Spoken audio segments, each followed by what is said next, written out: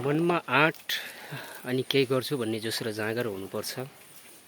नेपालमै पनि केही गर्न सकिन्छ भन्ने एउटा ज्वलन्त उदाहरण हुनुहुन्छ आदरणीय हाम्रो अङ्कल विष्णु भुजेल। उहाँको नाम वहीँ हुनुहुन्छ। उहाँ बङ्गुरलाई सरसफाइ गरिदिँदै हुनुहुन्छ। यो चाहिँ माउ हो। यसका कतिवटा बच्चा छन् अरे? यसका 8वटा। एउटाले कतिवटासम्म पाउँछ? एउटाले पहिलो बेटीले 6वटादेखि 10वटासम्म पाउँछ। हजुर। अनि दोस्रो लटमा फेरि बढाउँदै लैजान्छ। यो बङ्गुरले कति वर्षसम्म उत्पादन दिइरहन्छ? यो चाहिँ तपाईँको अब एउटा माउले 8 लट 9 लटसम्म पाउँछ। ए त्यसरी पाउँछ है? राम्रो हुन्छ। जति पछि पाउनु त अझ धेरै पाउँछ। पछि जति यसको के अरे बच्चा उत्पादन गर्ने समय भनेको कतिसम्मको हुन्छ? नि अब त्यही 8-9 बेतसम्म हुन्छ। 8-9 बेत राम्रो बच्चा हुन्छ। त्यसपछि भनेको अलिकति नराम्रो भनेपछि यसले चाहिँ 8-9 बेतसम्म दिँदो रहेछ दर्शक महानुभावहरू।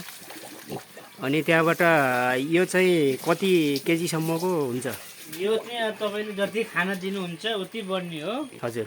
यो चाहिँ 100 किलोसम्म नै हुन्छ। 120। यसको धेरै केजी भनेको कतिसम्म हुन्छ? अब 120 नर्मल राखौँ न। नर्मल भनेको त्यति हुन्छ है? त्यहाँभन्दा माथि पनि जान सक्छ? त्यहाँभन्दा थोरै नै हुनसक्छ हुन त। हजुर हजुर। तर चाहिँ अब तपाईँको खानपानमा रेसियो मिलाउनु पर्यो।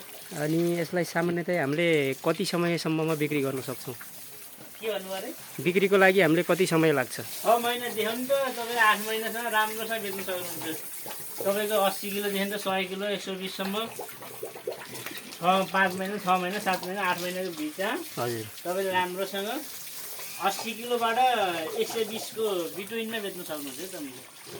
ए उहाँ अङ्कलले भनि नै सक्नुभयो। कोही अब मोटा घाटा हुन्छ नि सबै। अब हामी मान्छे पनि एउटा आमाले पाएको कोही मोटा हुन्छ नि कोही दुब्ला हुन्छ नि त्यही हुन्छ नि त। हजुर हजुर। खानपानमा अब कसैको शरीर कस्तो परेको हुन्छ कसैको राम्रो शरीर पऱ्यो भने तपाईँको 100 किलो 150 किलो 150 किलो त होइन 120 किलोसम्म राम्रोसँग आरामसँग पर्छन् कि। पक्कै पनि दर्शक महानुभावहरू यता पनि देख्न सक्नुहुन्छ। अहिले हामीसँग सबै गरेर कति जति छन् बङ्गुर? अहिले हामीसँग 6वटा माउ छन्। हजुर। एउटा भाले छ। अरू 15वटा बच्चा छन्। हजुर। अनि 2टा अलि मध्यम स्टेजको बच्चा छन्। हजुर हजुर। त्यही छन्। अहिले मैले भर्खर नयाँ सुरुवात गरेको हो। कति समय जति भयो यो सुरुवात? अहिले 8 महिना जति भयो। 8 महिना भयो। राम्रो प्रगति भइरहेको छ अहिले। ए भनेपछि अनि यो बङ्गुरलाई चाहिँ हामीले के खुवाउने कुराहरूमा के खुवाइन्छ? यसलाई अब यसको आजभोलि त तपाईँको कम्पनीका दाना पनि बनेका छन्। हजुर हजुर। अहिले दाना खुवाउन अलि अब महँगो पर्न जान्छ भनौँ न। हजुर। दाना खुवाएर राम्रो हुन्छ तर महँगो पर्छ। अब मैले सुने अनुसार त यसले गाबा पनि खान्छ अरे? अनि गाबा खान्छ। अब यो तरकारीका पातहरू बिग्रेका सडेकालेका अब होटेलको वेस्टेजहरू भयो होइन। हजुर हजुर। बिग्रेको चाउचाउ हजुर। तपाईँको तरकारीका फलफुलहरू मन्डीमा गएर ल्याउने सब्जीहरू सबै खान्छ यिनीहरूले। हातपात घाँसहरू सबै खान्छ। भनेपछि यिनीहरूले घाँसदेखि त लिएर सबै कुरा खाँदो रहेछन् होइन? हो पक्कै पनि। यता पनि देखाउँछु म दर्शक महानुभावहरू। अब बङ्गुरको खोर चाहिँ यस्तो हुन्छ। बङ्गुरको खोर चाहिँ धेरै अल्को चाहिँ हुँदो रहेछ है? बङ्गुरको खोर यहाँभन्दा ठुलो हुन्छ कि यत्रै हो? होइन यहाँ अब बङ्गुरको रेसियो हेरेर बनाउने अनुसार तपाईँले यहाँ पनि त बङ्गुर राख्नुहुन्छ नि हामी सानो। अब मतलब हाइट यसको कतिसम्मको हुन्छ भन्नु खोजेको मैले? हाइटसम्म यति नै छ। ल हेर्नुहोस् यो करिबन 120 किलोको छ। यो 120 किलोको है? यो भाले बिरो यो चाहिँ होला 80-90 किलो होला। यो कालो यो यिनीहरू माउ। यो पनि माउ हो। अर्को सेट पनि माउ हो। ए यो पनि माउ हो। यता पनि माउ हो नि? यो छतौराहरू। ए छतौराहरू हुन्। ल हेर्नुहोस् बङ्गुरलाई यसरी सरसफाइ पनि गरिरहनुपर्छ बेला बेलामा।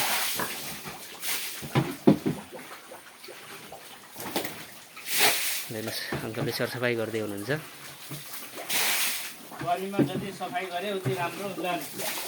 अनि विशेष गरी यसलाई जाडोमा हुर्काउन सजिलो हुन्छ कि गर्मीमा? जाडोमा त अलि त्यो हुन्छ निमोनिया लाग्ने बच्चाहरूले सम्भावना बढी हुन्छ। हजुर हजुर। ठुलालाई त केही हुन्न, जाडो गर्मी एउटै हो।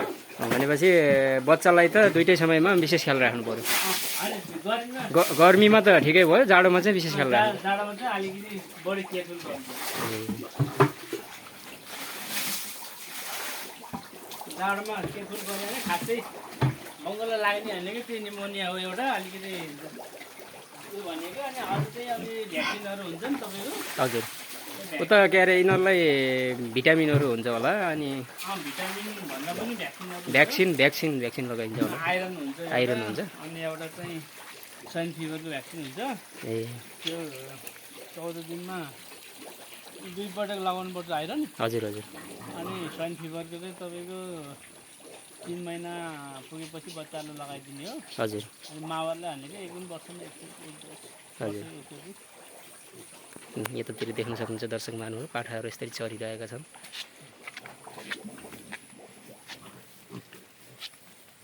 हेर्नुहोस् ए हो, यसको त राम्रो छ।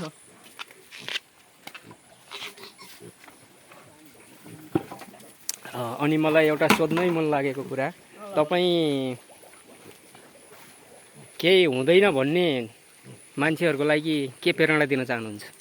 अब केही हुँदैन भने केही गर्न सकिँदैन भन्ने हुन्छ नि, जो चाहिँ विदेशै भनेर हुम्मिएका बेलामा पनि हजुरले चाहिँ नेपालमै केही गर्न सकिन्छ भन्ने एउटा उदाहरण दिँदै हुनुहुन्छ। हो यस्तो। अब त्यसको लागि दुःख गरे सुख कहाँ हुन्न भन्ने कुरो हुन्छ। हो दुःख त विदेशमा गए पनि नेपालमै भए पनि जे काममा पनि दुःख नगरी सुख त मिल्दैन। अन्त्यमा तपाईँ चाहिँ यो भिडियो हेरिरहेका दर्शक महानुभावहरूलाई के सुझाव दिन चाहनुहुन्छ? यस्तो अब म पनि विदेश गएँ होइन। कुन देश जानुभएको थियो? म चाहिँ साउदी गएँ तपाईँको 5 वर्ष। पहिला त मैले सुनेअनुसार त तपाईँले ड्राइभर पनि गर्नुहुन्थ्यो अरे भन्ने सुनेको थिएँ। नेपालमा पनि ड्राइभर गरेँ, अनि त्यसपछि तपाईँको विदेश पनि गएँ, साउदीमा पनि ड्राइभरै गरेँ। हजुर हजुर। इन्डिया तेलुगु फिल्म इन्डस्ट्रीमा पनि हिरोको गाडी नै चलाएँ। महिनाको 50,000 त्यहाँ पनि हुन्थ्यो। हजुर। तर चाहिँ अनि उहाँको काम छोडेर तपाईँलाई नेपाल किन यस्तो गर्नु मन लाग्यो? मैले भन्दैछु अब किनभने अब त्यस्तो अब जहाँ गयो नि हामी नेपालीले के ठुलै पोस्टमा जागिर खानु पर्यो, कि डाक्टर पाइलट होइन, अलिक ठुलै पोस्टको अब आफूसँग हुनु पर्यो। अब आफूसँग एजुकेसन छैन। हजुर हजुर। एजुकेसन नभएपछि जहाँ गयो नि त्यही सानो काम, कि बेलचाइ हान्ने काम, कि क्लिनिकको काम, कि अब हेल्परको काम, त्यही हो गर्नु पर्यो। त्यो अरूको अन्डरमा बसेर यहाँ दुनियाँको गाली खाएर न भनेको टाइममा सेलेरी पाइन्छ।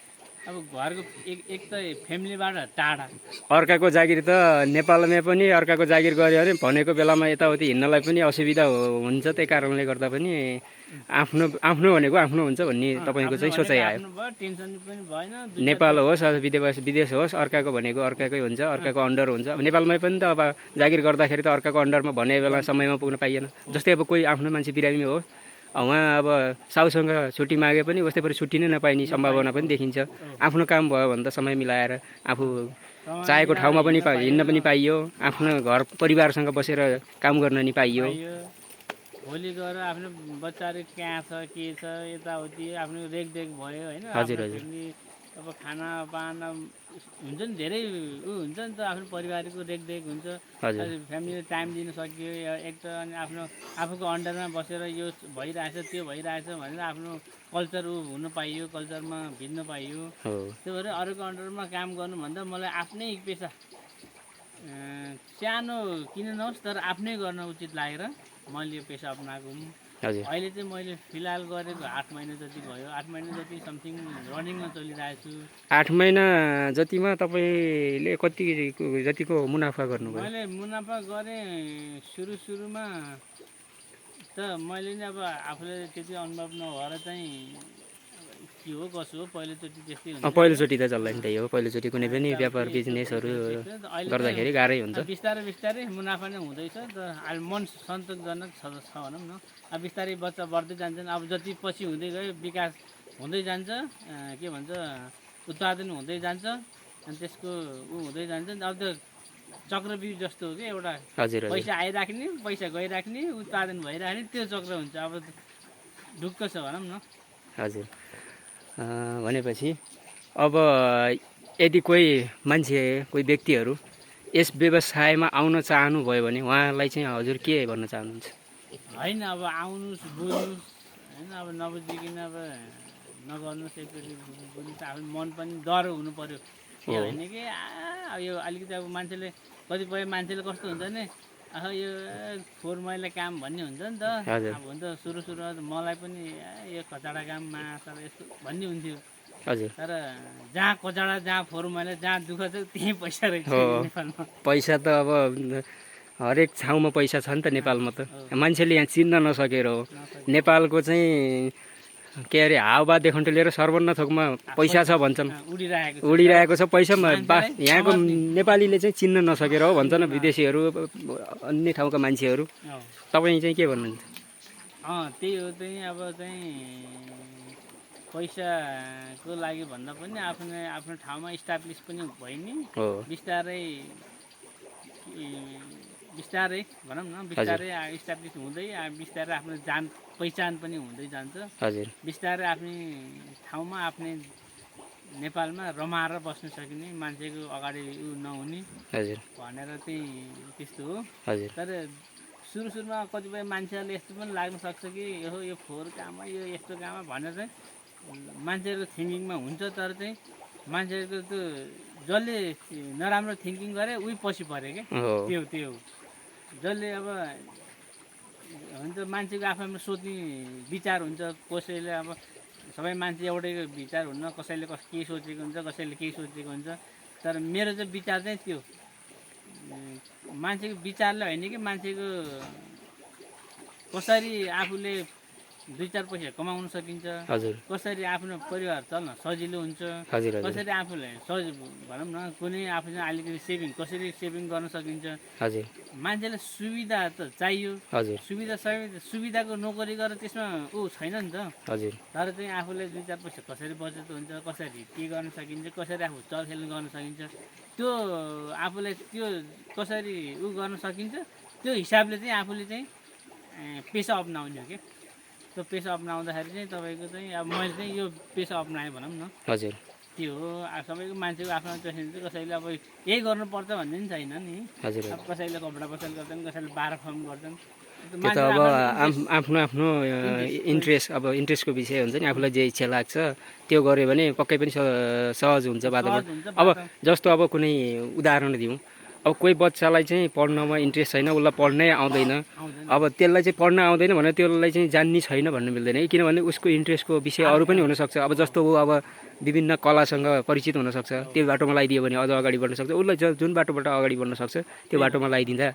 ठिक होला भन्ने हजुरलाई पनि त्यति लाग्यो होइन मेरो पनि जिज्ञासा त्यही हो मान्छेलाई इन्ट्रेस्ट एकातिर छ हजुर प्रेस एकातिर छ भने त्यो त के हो भने बाबाको प्रेस एकातिर हो नि आफ्नो प्रेस एकातिर हो नि हजुर मेरो वास्तवमा त्यही अब मलाई नोकरीको कुनै छैन कि इन्ट्रेस्टै छैन अब फ्यामिलीबाट त अब यो दुःखको पेसा किन अप्नाउने यो नोकरी गरे आजभोलि 25,000 30,000को नोकरी पाइन्छ जति भने पनि पाइन्छ किन यस्तो दुःख पेसा अप्नाएको यदि गाह्रो भयो भयो भन्छन् तर चाहिँ मलाई यो नोकरी भनेको हरेको अन्डरमा यसो यता गए पनि गाली छ उता गए पनि गाली छ तपाईँको यता यसो गए भयो भने रिस्की धेरै तनाव हुन्छ नि त यो भनेको आफ्नो भयो टक्क अब बिहान पानी दाना पानी गरेर बच्चाहरू सर एकचोटि हेर कसलाई के भइरहेछ यसो बिमारी भयो अब कसैले इन्जेक्सन हान्ने के हान्ने सधैँ हान्ने कुरो पनि भएन होइन यसो बच्चाहरू कोही दुःख सर हेरेपछि थाहा भइहाल्छ मेडिसिन दिने नत्र दाना पानी दिने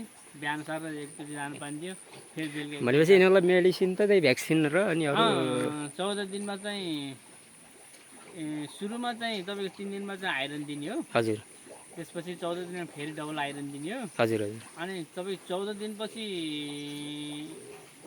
25 दिनभित्रमा यिनीहरूलाई खसी भए चाहिँ खसी पार्ने हो हजुर अनि त्यसपछि तपाईँको 3 महिना पुगेपछि जुका दबाई 2 महिना पुग्दा 3 महिनाको बिचमा जुका दबाई खुवाइदिने हो हजुर हजुर त्यसपछि अनि तपाईँको 3 महिना कटेपछि हजुर यिनीहरू स्वाइन फिभरको भ्याक्सिन हालिदिने हो अनि त्यसपछि सिद्धियो भनेपछि अनि यो एउटा खसी कतिसम्ममा बिक्री हुन्छ एउटा खसी अब तपाईँको यस्तो अब यो कति किलोको आजभोलि चाहिँ यसो खसी यो मासुको उत्पादन गर्ने खसी बोको केही हुँदैन हजुर हजुर बोको भन्दा पनि यो खसी यो पाठी भन्छौँ नि हामीले जस्तै बाख्राको पाठी हो खसीको बोको खसी बोका भने जस्तै यिनीहरूको छोरा र छोरीमा चाहिँ डिफ्रेन्ट हुँदैन मासुको लागि सबै एउटै मासु भनेपछि यिनीहरूको त्यो भालेपोथी जे भए पनि प्राइस एउटै हो प्राइस एउटै हो त्यसको तलमाथि केही हुँदैन यो भालेको ए भनेपछि त त्यसको अब वेट अनुसारमा फरक वेट पर्यो अनुसार कति केजीको छ भन्ने कुरामा फरक पर्यो वेट अनुसार जान्छ हजुर तर चाहिँ तपाईँको अब यो